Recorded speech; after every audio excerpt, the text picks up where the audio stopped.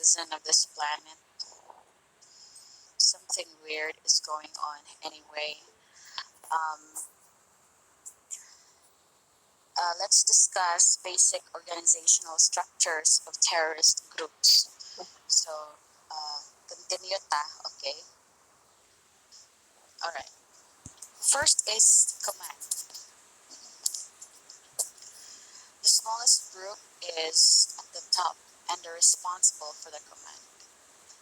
If you try to visualize a pyramid, no, and then those who are in command occupying the topmost portion of the pyramid. And basically, the one who occupies the bottom part of the pyramid does not know, okay? They don't have any idea who is in charge on the top. Sumog na siya ang nature sa mga organized crime. The bottom doesn't know who's at the top. The bottom doesn't know who's the boss. All they need to know is that they're getting paid for it and then they're doing their job. Ganun ana ang structure map. Because they are organized crime. No one, the top, the people who are occupying the command or the top portion of the organization doesn't want to get involved, doesn't want to be put behind bars. So mo gina siya ang rule if you want to organize a criminal group like a terrorist group. And we have the active cadre. It's a military term. They are the people who we call terrorists. So they are the army, front runners. They are the one who do the job. And then active supporters. Okay? And normally, kung active supporters ka, you are the one who provide the house, no? Safe houses, communication channels, gather intelligence, and ensure all other logistical needs are met. So it's like in the PNP organization, yung natay line and staff. All of them are supporting actively. Nasa tayo passive supporters who does not really involved in the actual criminal activity, but siguro financially supporting them and supporting them kasagaran na sila sa mga political parties, no? Some of them are occupying higher positions in the government. Okay, and let's take a look at what are the example of a terrorist group. Sometimes kaning terrorist na term plus associate na to sa mga Islam. Actually, that is an definition nga discrimination, no? Somehow discrimination siya because there are a lot of terrorist groups. It's just kanilang sila ang pinaka vocal and then actively doing it, no? With employing a huge amount of violence. Al-Qaeda, it's Arabic for the base, founded by Osama bin Laden, Mohammed Atif, and Ayman al-Zawahiri to continue the jihad internationally. Al-Qaeda's organizational structure, you have the chief, no, the emir, the chief council, shura or consultation council. This is a group of seasoned terrorists and confidants known as Majlis al-Shura, who approve major decisions such as terrorist attacks and the issuance of fatwas or edicts. The council members play leadership roles in the organization's major committees, made up of lower-ranking Al-Qaeda members. And then a committee.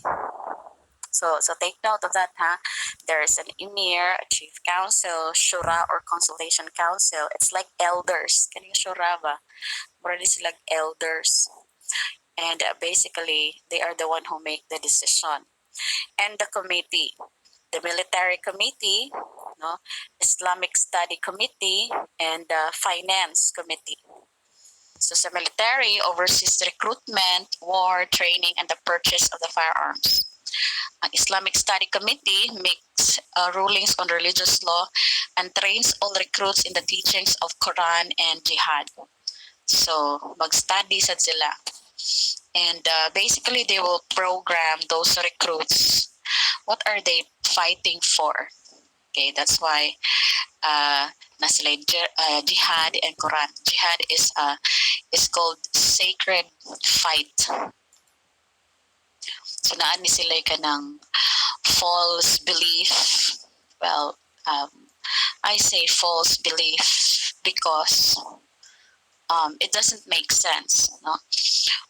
Nang naamaguni sila ka ng dogma nga gi-follow nga kung if you are involved in a jihad or a sacred war or sacred fight, you will occupy a good position when you get to heaven, which is obscure and ridiculous dogma, right? And then the finance committee oversees corporate holdings, including the travel office and several other companies. And also the finance committee will are the committee who wanted to make sure that their cause is well financed. Mangayo ni sila og kanang sponsorship. And dili lang kay mangayo ni sila sponsorship, tagaan gid sila. Naa sila'y kanang financier. And you won't believe, class, you won't believe me if I say that basta mga Islamic group of terrorists kasagaran sa mga financer kay kanang mga Democrats sa America. Well, that's a bold accusation coming from myself, but that is and also CIA are involved with it. And then the cells, the network of terrorist recruitment and training, has sites throughout the world. Each cell engages in missions independent of the others, and the members and activities of other cells are kept secret. And the ICs.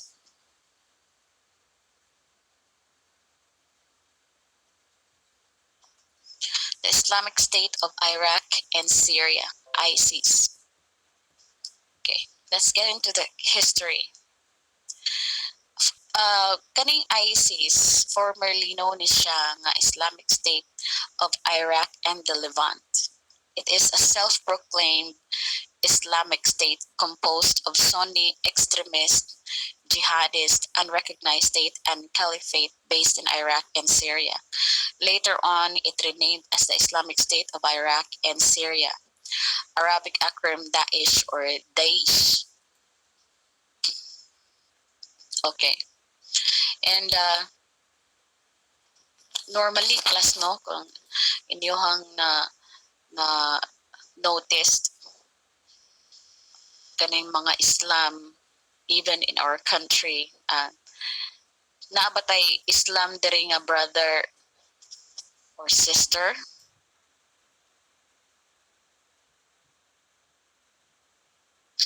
Walay Muslim dire?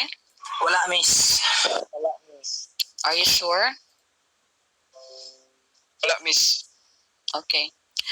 So normally they have this even in the Philippines. Mga isog kay sila, no? Kana bang isog in a way that dili sila kana ganing magduha-duha. There is no hesitation on their part to perform violent acts against the government. And if that, kung ang ilahang kanang principle, kung naay if it includes the civilian, no, they don't care about it. All they know is that we just don't want violence. That's it. And according to them, they don't want that their territory will be taken away from them. Okay. Ilahang kasagaran territory. They want the whole Mindanao na ilaha. Okay. So I guess I think mauni siya nga klase na shared nga since lahi-lahi man tag culture, the three major islands in the Philippines, why not employ or use strategy that's applicable to each culture? Well, that's a good idea. And then let's continue. This group originated as Jama'at al-Tawhid wal Jihad in 1999, and the forerunner of Tanzim Qaidat al-Jihad fi Bilad oh goodness, it's so difficult to pronounce. Commonly known as Al-Qaeda. Okay, that's a relief. Gambayra in Iraq, AQUI. During 2003 invasion of Iraq, it took part in the Iraqi insurgency against coalition forces and Iraqi security forces. So, class in history, Iraq is a place where ancient Mesopotamia existed. Okay, so mura kanang lugar mura ginasumpa nga country. Kay since the fall of Babylon, which is later on himong Iraq, Iran, their place is a deserted place, and then they have this constant battle between dogmas. And then in history, kaning mga taga-Iraq, they invaded the land of Israel at the time. They wanted Israel would be a Muslim state as well. So until now, they are so poor. And some of the rich people who are occupying this place are engaged in business of creating nuclear weapons.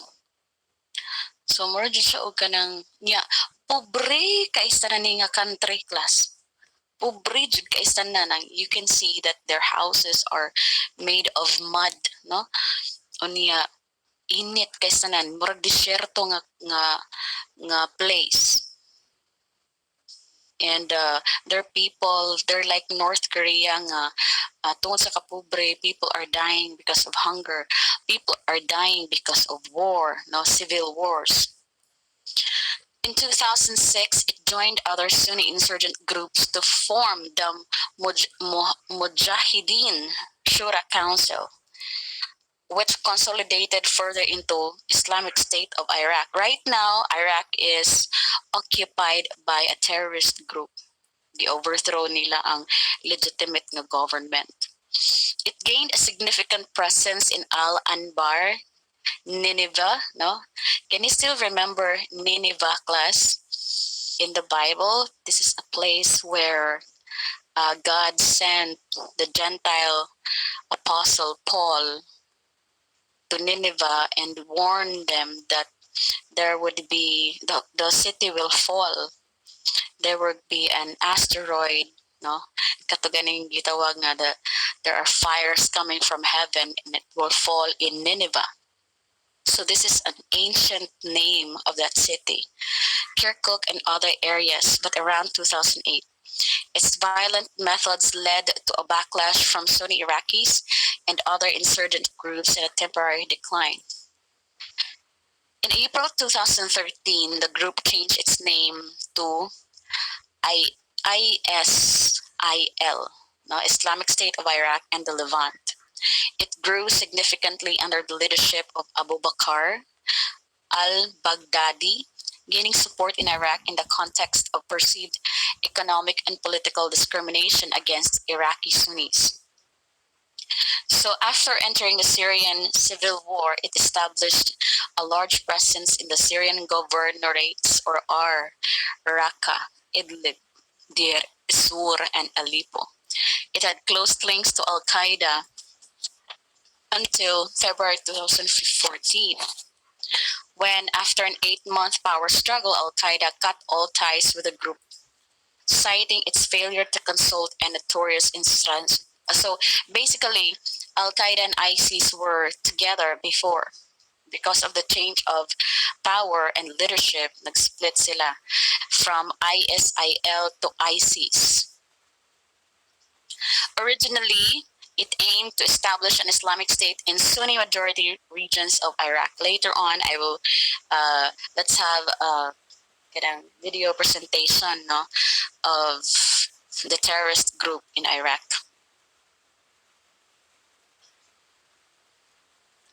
Okay, the the ISIS is founded by Abu Bakr al-Baghdadi, who is known to his supporters as Amir al-Momini Caliph Ibrahim, formerly known as Abu Dawah. They had a lot of names. They changed it because they have they actually don't want CIA to be nga kanang ma-identify sila. That's why they keep on changing names. And Iraq rather, and Iran also, these are countries who have nuclear weapons, and they are making deals with the United States. And he claims descent from the Islamic prophet Muhammad. He is called Abu Bakr al-Baghdadi al-Hussein al-Qurashi. So ma'am, unsa man jud basically ang ilahang rason nga nung they go kanang into a terrorist group. Okay, it changes time to time. Plus, at first, it would appear na murara o political reason, no? Murara sila og ordinaryo nga mga rebelde. But later on, they've realized that they get money out of violence. And then there's this unending war of kanang they want control over some oil resources and nuclear power plants, nuclear missiles, something to do with nuclear. And then the United States, CIA, they're involved with this. They are making deal, and later on they have they think that they get a lot of money out of it. So magkuan ka ng mag-usab-usab kung unsa jud ang ilahang rason, no? Is this really a jihad or a sacred war, or is it really for money, control, and power? So it would depend. The ISIS, okay, we know that ISIS is founded by Abu Bakr al-Baghdadi, and then he is listed by the U.S. State Department as a specially designated global terrorist. And then there's money on his head, $10 million for information leading to his capture or death. So just imagine, the United States are involved, and then ipatungan nila og kwarta ang iyahang ulo. $10 million. Definitely, he did something wrong with on the deal. The U.S. are pissed off by his presence. Al-Baghdadi was born near Samarra, Iraq in 1971. Obtained, just imagine his educational attainment. He's a BA, he's an MA, master's, and a PhD in Islamic studies from the Islamic University of Baghdad. Helped to found the militant group Jamaat Jaish al just read this class. It's so hard to pronounce their names. in 2003. And then later on, the MSC was renamed the Islamic State of Iraq, the ISI, in 2006. So the Islamic State of Iraq, also known as Al Qaeda and Al Baghdadi, was announced as its leader on the 16th May of 2010, following the death of his predecessor, Abu Umar al Baghdadi.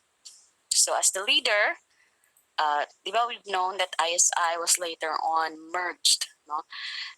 Al Qaeda ni sila, and then later on was merged to Syria. Munang nahimo siyang ISIS.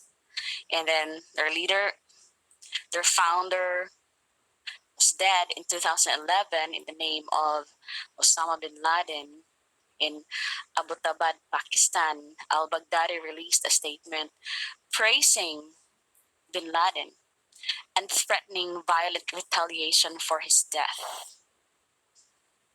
And 3 days after that, al Baghdadi claimed responsibility for an attack in Hilla. So, actually, ang pag-capture ni Osama bin Laden was just made through a drone, no? And then it was violent. All his family members, including his wives and children, were captured at that time. And naman gani na movie, not movie but a documentary on how they captured Osama bin Laden, and then somehow the U.S. are so grateful that um, they finally captured the terrorist group that attacked September 9/11. No, gatong pagka September 11, 9/11 is the anniversary of the Twin Tower attack. So al-Baghdadi remained leader of the ISI until its formal expansion into Syria in 2013.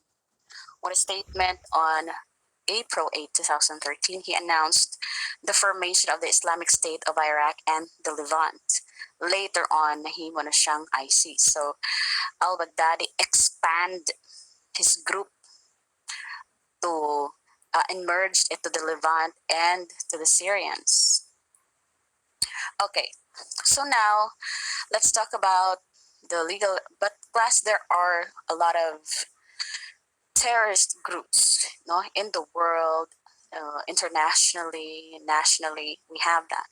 But here in this book, we just presented two known terrorist groups that, of course, basically created history in 2001 9/11 bombing. Okay, so let's take a look at the legal framework and investigation of the crime of terrorism. Now, I've already mentioned this to you before that Republic Act 9372 is already repealed. Okay. So, since repealed na siya, dili na siya controlling, ngita ta og lain nga a law that is already bago lang siya nga law to 2020. Okay. It's an anti-terrorism act. It's not found in the notes because the moment na gihimo ang libro, it was not yet a law. Bill pa siya.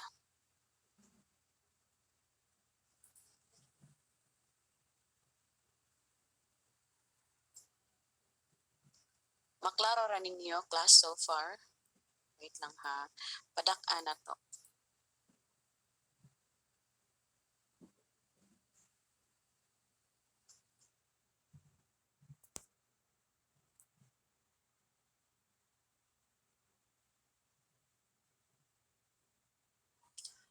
Maklaro ra, class. Yes, Miss. Maklaro ra. Okay. So Republic Act 11479, this is the new Anti-Terrorism Act of 2020. Okay.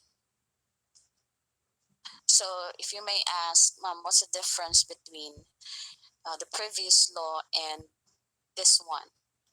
Okay, katong previous law class, basically, wa gid to nagamit, no? There is no case filed against any terrorist group in the Philippines that ang basis is the RA 9372. Why? The law itself is mura siya og kanang lumpo, no? Mura unang it's the definition of terrorism is not clear. Unya stricto kaayo ang job nga buhaton sa whoever ang mo apply og surveillance kanang mo prosecute sa mga terrorist group, and then there is a group created under that law, even in this law, nga group of people, they will declare na kani siya nga particular group is considered a terrorist group. So basically, dili siya automatic kung ang mga ang particular group naghimo og terrorist act, terorista na dayon sila. No. There is a group of individual who will formally declare that patan group A is considered a terrorist group, no? So dili siya basta-basta nga accusation, and kung dili basta-basta nga accusation, before also sa RA 9372 wala dili klaro kung kinsa ang responsible of the terrorist attack. So let's just get into the salient feature of this law, okay?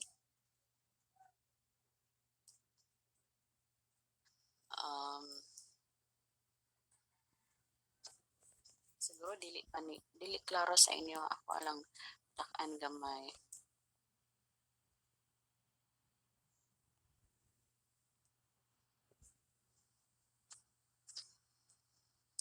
Nakoy gitan-aw sa definition of terms.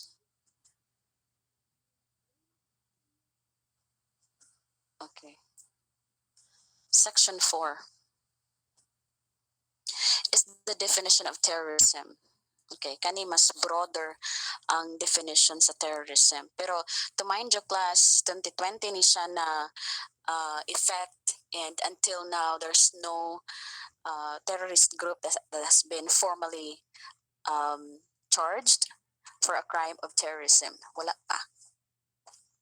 So what is terrorism? Gidefine dire.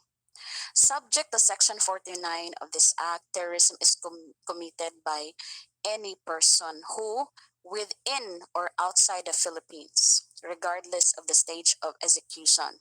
So it's clear, no, nga sa terrorism, any person, bisag kinsa, bahalang naapak ka sa sulod or sa gawas sa Pilipinas, as long as you do the following stage of execution.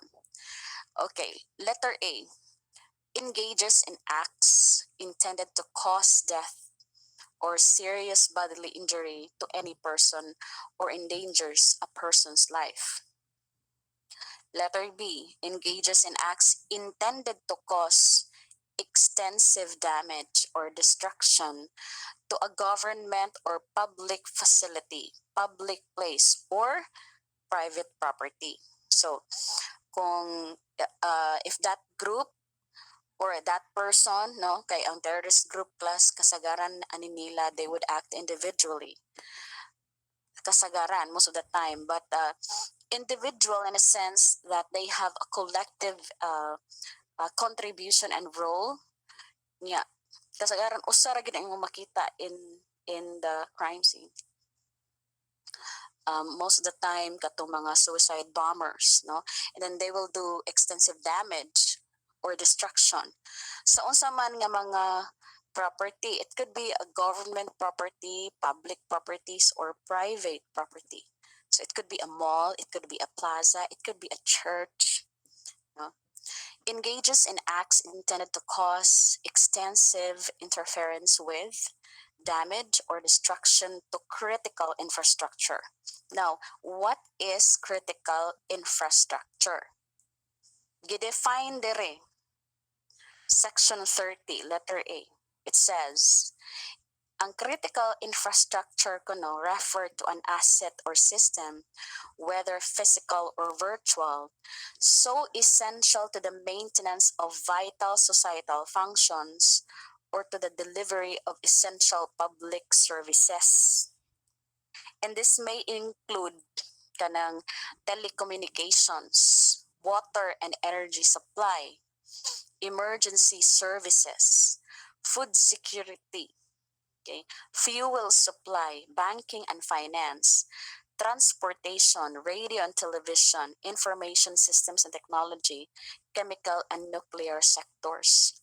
So, kani akong gipanghisgatan from telecommunications to nuclear sectors, mo ni siya ang gitreat nga critical infrastructure. If the terrorist group would destroy this critical infrastructure, then include siya sa definition of terrorism. Okay? Nakuha ba so far?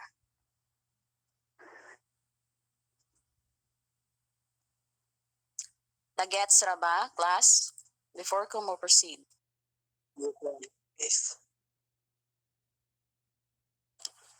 Alright.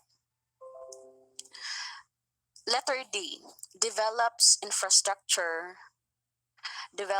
manufactures, possesses, acquires, transports, supplies, or uses weapons, explosives, or of biological, nuclear, radiological, or chemical weapons.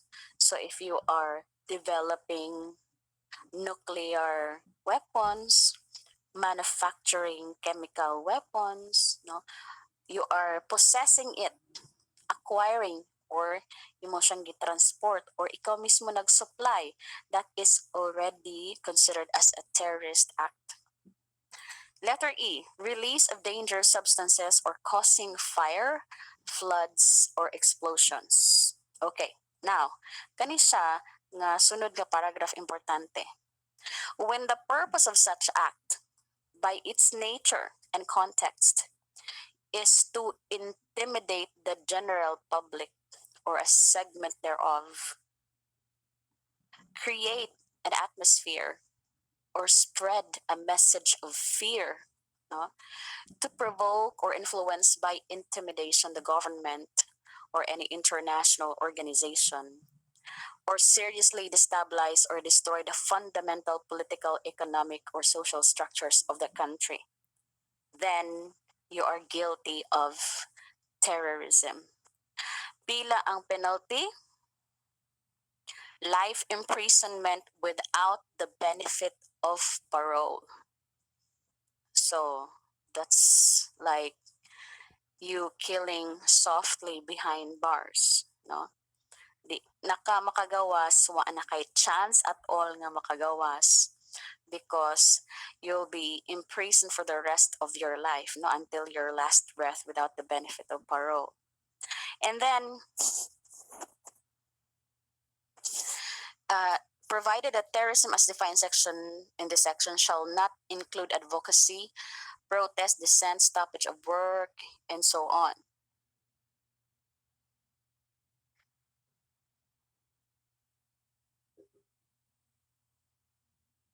Okay, so it says here that the Republic Act number 10592, otherwise known as an act amending articles 29, 94, 97, 98, 99 of the revised penal code. These are sections or articles about penalties, no? Okay. And threat to commit terrorism. Previously, sa RA 9372 class, wala ni siya kani threat to commit terrorism. Dili lagi kaayo clearly define kung kinsa ang o unsay kanang participation niya sa crime, unsa nga stages ang gipunish sa terrorism under RA 9372. It was not clearly defined mo tong wala gyud kaso nga na file based on that law. Kani siya murag klaro-klaro gamay. Kay even if you are making threat to commit terrorism, you're already punished, and you will suffer the penalty of 12 years. Okay. And any person who shall threaten to commit any of the acts mentioned in Section 4. So sa Section 4, it was really the act itself. But if you make some threats that you will do all those acts, Section 5 ang imuha. Okay. Section 6, of course, katong nagplano, nag-train, no, nag-prepare, and facilitating the commission of terrorism. And when we go back to the baliko na to ang katong structure, no? Organizational structure sa Osaka terrorist group. We know that under the committees, there is a military committee who makes some recruitments. They do the training and purchase of arms. So if that is your participation in terrorism, Section 6, you will be liable under Section 6 because you plan, train, you prepare, and facilitate the commission of terrorism. Nya pilay penalty nimo? Without the benefit of parole, gihapon life imprisonment. Without the benefit of parole. Section 7, conspiracy to commit treason. Section 7 and Section 8 plus conspiracy and proposal to commit treason. So, previously, wala ni siya. Pero karon gibutangan nila. Kani sila maoy nagplano, no? Conspiracy means when two or more persons come to an agreement, no? Nag-agree sila in committing the crime of terrorism, then it's conspiracy, then it's punishable. Ang proposal is that there is one person. It could be one person, it could be two, it could be more person. It could be one organization. Nagplano sila nga mo commit og terrorism, unya gipropose ni siya sa laing group of people or laing tao. So that is proposal to commit treason. And ang iyang penalty is 12 years. Okay. Inciting to commit terrorism. Any person who, without taking any direct part in the commission of terrorism, pero ang ilaharang trabaho is that they make speeches, proclamations, writings, emblems, banners, or other representations tending to the same end. So, ma'am, what if someone is inciting using Twitter or using Facebook to commit terrorism? And what is terrorism again? Let's go back to Section 4. No? Moto ako tuwang gihisgotan A, B, C, D, and E. If mauna ang ilahang intention, but they just use Facebook or any other social media platform, that is inciting to commit terrorism. Recruitment to and membership in a terrorist group. So any person who shall make recruitment nga mo participate, join, commit, or support terrorism or a terrorist. Section 10. Okay. Even foreign terrorists, no, they are liable. So, as you can remember sa ratong Marawi siege, the Philippine military was a little bit surprised, but of course they are expecting it. But to us as kanang citizen of this country, we are a bit surprised because when the Philippine military were about to attack the Marawi, they've seen dead bodies that belongs to a foreign country. Lain og naong, dili Pinoy, no? Dili Bisaya og naong, dili Lisngag og Ilong, mga tag-as og mga Ilong, mga Tisoy. So, mga foreigner nga terorista. So, if that would be the case, ma'am, wala sila namatay, kuan sila prisoners of war. Nya, pwede nato silang makuan, pwede nato silang makiha. Yes, of course, because we follow a principle in criminal law nga the generality principle ba that our laws, especially katong mga penal laws, are applies to all person. No, it bounds or binds to all person who commit a crime under our territory. And providing material support to terrorists. So any person who provides material support to any terrorist individual or organization, association, or group of persons, no, liable still. They are liable as principal to any and all terrorist activities committed by said individual. Ang ilang participation in a crime of terrorism is principal, kanang nag-provide og material support, nag-finance. So definitely, principal na sila. Humanitarian exemption, okay. When you see in a war or in any form of war, makakita gani kag Red Cross, no? Or IHL, International Humanitarian Law, who are providing aid to those wounded individual, even terrorist individual. Dili na siya appeal, exempted na sila because they do humanitarian cause na magtabang sa mga nasamda, no, the Philippine Red Cross, even International Committee on the Red Cross, ICRC, they are exempted because they do the humanitarian work. Okay.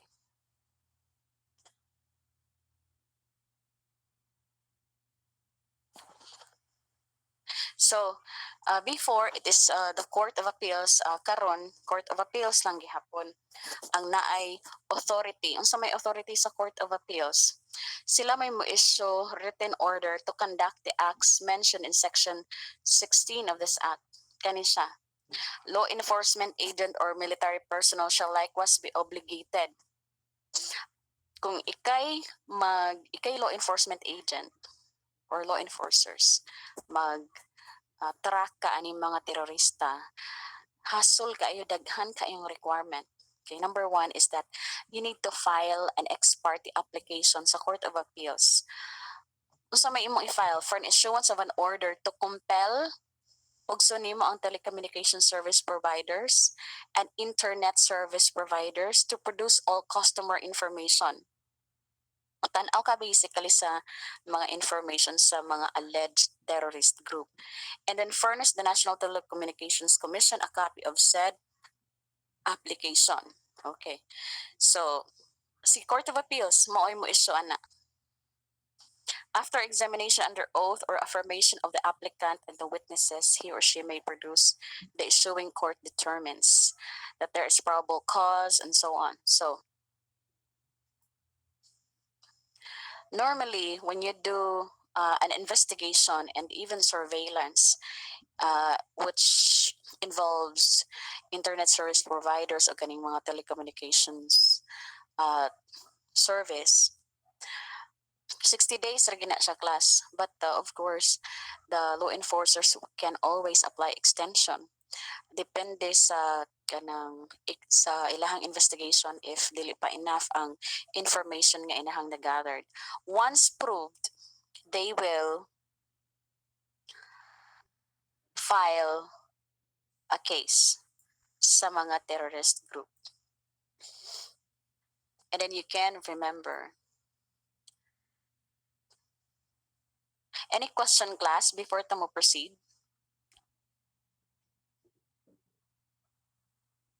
Any question? Wala ma'am.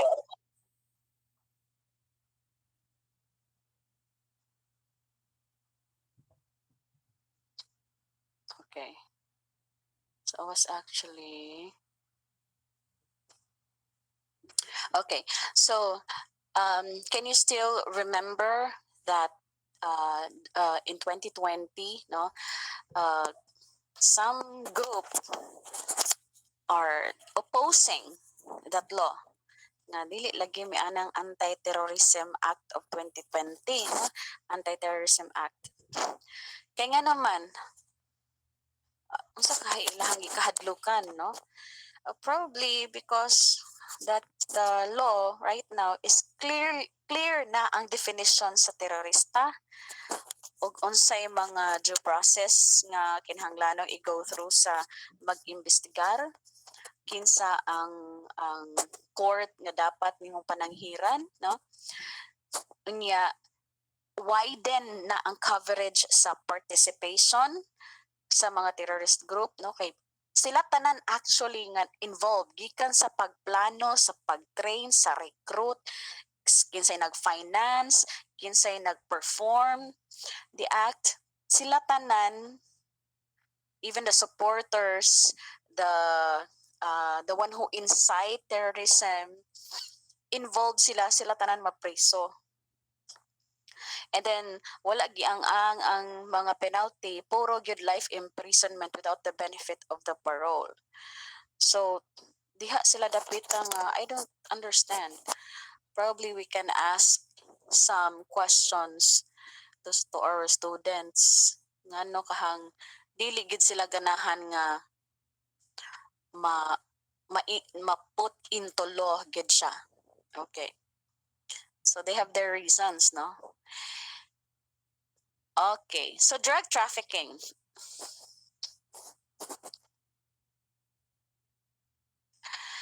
It's a global market activity consisting of production, distribution, packaging, and psychoactive substances. So what are their activities? Discovery, plantation, cultivation, and harvest, preparation for distribution, manufacture, synthesis, and refinement, and marketing and distribution. So what are the major drug traffic routes? Number one, drugs that originates from Golden Crescent. Okay. Unsa man yung Golden Crescent? Afghanistan, Pakistan, Iran, and India. In Southeast Asia, the Golden Crescent is the major supplier of opium poppy, which is used as an ingredient in making heroin. Heroin is so expensive drugs. Marijuana and heroin products in the western part of Asia. And it produced at least 85% to 90% of all heroin channeled in the drug underworld market. So take note the Golden Crescent. Nasa Golden Triangle from Myanmar, Laos, and Thailand. 60% of the world's opium is produced and 90% in the eastern part of Asia. Nasa Silver Triangle, Peru, Bolivia, and Colombia. These are countries located in South America, no? The continent of South America. Okay. Any question before we proceed?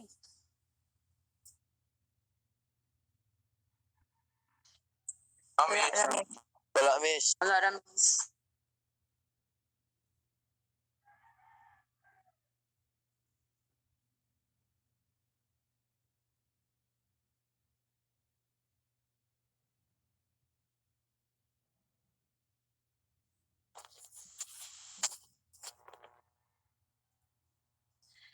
And the primary means of distribution, it's actually hierarchical arrangement, or it could be hub and spoke layout. Okay, ang hierarchical arrangement, the manufacturer uses his own men to smuggle, wholesale, store, and distributes the drugs. Sa hub and spoke layout, they will take advantage of local gangs and other localized criminal organization. The cartel, no cartel like the mafias, is at the center with satellite organizations that may provide certain services to the manufacturer. Do you know what hub and spoke layout means? Mura siya og yanta sa ligid. Di ba ang yanta sa ligid na siya tunga? Okay.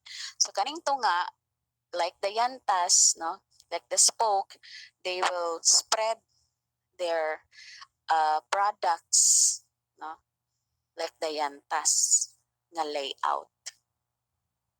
Sila mo'y nag-manufacture, sila yung nasa tunga, and then ilahan nang i-distribute in different criminal organizations. The techniques of drug traffickers when crossing borders. Okay. So, saan naman nato pag-determine that these people, first, you need to identify who is occupying the hub or the center for manufacturing these drugs, private drugs. And then, what's a possible route nila? And I've already mentioned this to you, siguro sa lain nga klase, but drug traffickers right now are so smart and rich as well. They have their own private jet. They have their own ship, no vessel. They can transport their goods.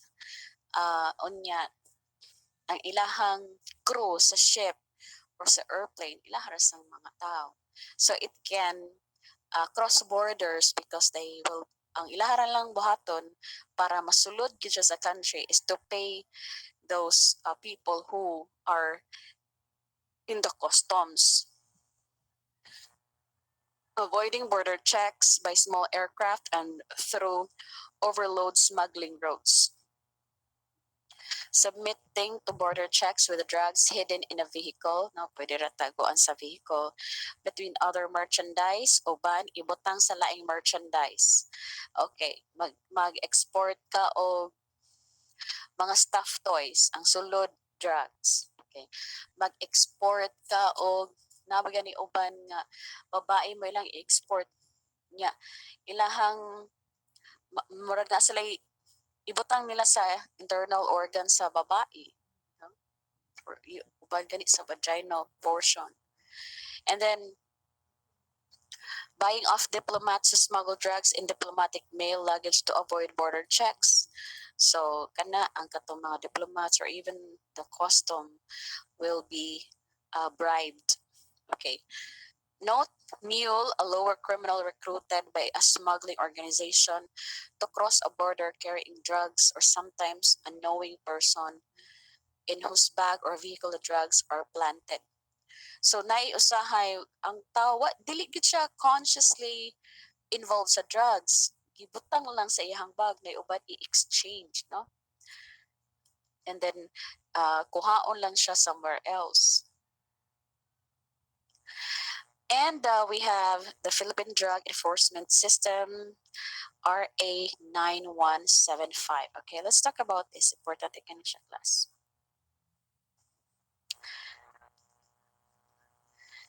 Agencies involved in drug enforcement. We have the Dangerous Drug Board and the Philippine Drug Enforcement Agency, the PDEA. So the DDB, which is under the Office of the President, is the policy making and strategy formulating body in the planning and formulation of policies and programs on drug prevention and control. This is Article 9, Section 71 to 81. The PDEA is in Section 88 to 86. So this is an agency created. Ang kaning PDEA gi-create ni sa kauban sa law itself of the crime itself, and then this is signed into law by the President Gloria Macapagal Arroyo, the second woman president in the Philippines. So the PDEA serves as an implementing arm of the DDB. National Campaign Strategy Against Dangerous Drugs. We have strategy in siya class ha. It's a crime control strategy. Okay. Imo ang i-reduce ang demand. So how would you reduce the demand? Number one is that imo ang i-educate ang mga consumer. Okay. Kisa may kasagarang consumer aning, you know what's a drugs? It's funny because kasagarang consumers sa drugs are out of school youth, and then most of the time ang PNP, even the PDEA, are focusing on the schools. And as we all know, ang mga consumer are out of school youth. Kanang mga estudyante, kung naaman gani, ginagmay ra na sila, but the one who do the bidding are those out of school youth. Diba? Sakto ko?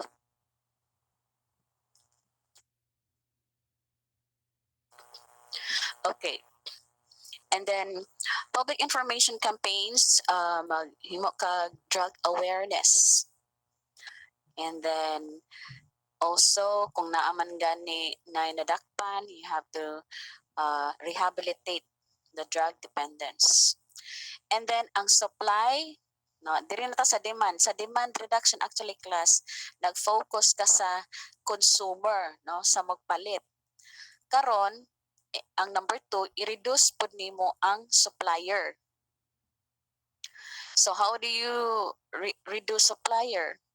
Magkanda kag mga raids, no? You issue search warrants. Tan-awon nimo kung asa dapat nga nag-manufacture or even nag-supply og mga drugs. So imuha nang magkanda ka og or magpa-issue kag search warrant. You will do the raids, you will do buy-bust operation, and so on. And then interagency cooperation. Okay, PDEA actually cooperate with our Philippine National Police. Of course, international cooperation, the PDEA or the Philippine National Police may also coordinate with international law enforcement agencies like the Interpol, Asianapol, PCTC, like the military and police attaches embassies, consulates, international NGOs, like the International Association of Chiefs of Police. Okay. So the activities, international interdictions, coordination with Interpol, linkages with the ASEAN community and UN or the United Nations Anti-Drug Convention. Okay. So muna siya. All about the drugs. What about money laundering? Okay, ang say money laundering covers all procedures to change, obscure, or conceal, nataguan ang beneficial ownership or audit trail of illegally obtained money. Okay, so in money laundering class, here's the thing. There is a money or an asset, and that money is a proceed of illegal activities. It's a product of an illegal activity. And to make it appear clean, some of them will deposit it in the banks. Okay? Para mura siya og legitimate, gikan siya sa legitimate source. And some of them, they will engage into businesses. They will buy stocks. They will create buildings. They will create legitimate businesses. Unya, ang uban gani ana maghimo og hotel. Ang uban maghimo og resort. Ang uban maghimo og kanang mga sophisticated nga mga beach resort. So, ang business is legitimate, pero the money that is used to build that business is from illegal activities. No? So it is a process through which the existence of an illegal source of unlawful application of illicit gains is concealed or disguised to make the gains legitimate, thereby helping to evade detection, prosecution, seizure, and taxation. Okay, some of the drug lords, they are even offer scholarships to students who